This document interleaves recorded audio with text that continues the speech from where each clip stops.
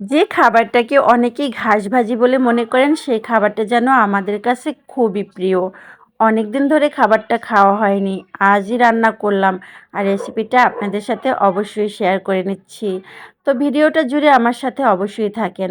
ঘাস ভাজি বলছি কেন জানেন? এই যে দেখুন, বাজার থেকে কিনে আনা হয়েছে বলেই এত পরিমাণের ঘাস। এই বছরে না আর খাওয়াই হয়নি। এই ফার্স্ট টাইম তো। তো এ হাতে তোলা না, দোকান থেকে কিনে আনা, তো ঘাস তো থাকবেই। আর এগুলোকে বেছে নিতে আমার যে কী পরিমাণ কষ্ট হইছে! আসলে এই যে নরম, নরম অংশটুকু আমি নিয়ে নিছি আর বাকি যে শক্ত অংশটুকু সেটা ফেলে দিছি। ওটা রাখলে না ঘাস, ঘাসই মনে হতো। তারপরও হাতে তোলার মতো অত মজা তো আর হয় না। যাই হোক, এরপরে হলো আমি ধুয়ে নিলাম, কারণ বাজার থেকে আনা, ধুতে হবে, বালু থাকবেই। আর হাতে তোলাটা তো এনেই সাথে, সাথে কুচিয়ে নেওয়া যায়। যাই হোক, এরপরে হলো আমি খুব ধৈর্য সহকারে ছোট, ছোট করে কুচিয়ে নিতেছিলাম। কারণ নানি দাদিদের মতো অত ছোট না হলেও চেষ্টা তো করছি যতটা সম্ভব ছোট করার জন্য। আমার পক্ষে যতটা সম্ভব হয়েছে ততটাই ছোট আমি করছি। আর এখানে না প্রচুর পরিমাণে ধৈর্যের দরকার। আসলে যে খাবারটা খেতে খুব মজা, সে খাবারটায় খাটনি অনেক বেশি। এটাই আমি মনে করি, যেটা আজকে আমি ফিল করলাম। আমার আজকে খুব কষ্ট হয়েছে, তারপরেও খুব ভালোই লাগছে। যাই হোক, এরপর ১ম একটা কড়াইয়ের মধ্যে কিছুটা পরিমাণ তেল দিয়ে কিছু শুকনো মরিচ আমি ভেজে নিয়েছি।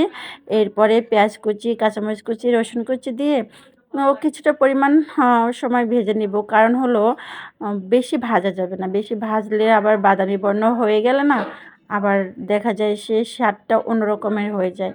তো যখন হালকা ভাজা হয়ে গেল, এর মধ্যে সেই কুচিয়ে রাখা সব শাকগুলোকে আমি দিয়ে দিব। তবে দিতে হবে একদম ধৈর্য সহকারে, আস্তে, আস্তে করে। তো এখন দেখলাম প্রায় পেঁয়াজটা রেডি হয়ে গেছে। তো এখন আমি সব শাকগুলো দিয়ে দিচ্ছি। অর্ধেকটা এখন দিব। তো অর্ধেকটা দেওয়ার পর বারবার একটু নাড়িয়ে চাড়িয়ে দিব। যখন একটু নরম হয়ে আসবে, এর ভিতরে আবার আমি বাকিটুকু সব দিয়ে দিব। কারণ হলো নাড়াচাড়ায় তো সমস্যা হয়ে যায়, তাই না?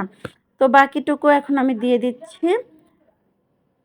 বাকিটুকু দিয়ে দেওয়ার পরে এরপরে হলো আবার খুব ভালো করে নাড়িয়ে চাড়িয়ে দিব। তবে হ্যাঁ, একটা কথা অবশ্যই মাথায় রাখবেন, কখনো ঢাকনা দিবেন না। ঢাকনা দিলে একদম কালারটা চেঞ্জ হয়ে যাবে।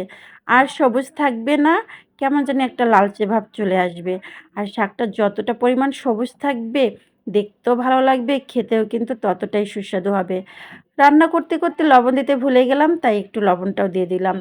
এরপরে হলো সেই শুকনা মরিচগুলোকে আমি একটু গুঁড়ি করে নিচ্ছি। গুঁড়ি করার কারণটা কি তাও বলবো। যাই হোক, শাকটা যখন দেখলাম একদম হয়ে আসছে, পানি টেনে গেছে একদম। এই যে দেখুন, ফাঁকা করে দেখলাম পানি একদম নাই। এরপরে সেই গুঁড়ি করে রাখা শুকনা মরিচগুলো আমি দিয়ে দিব।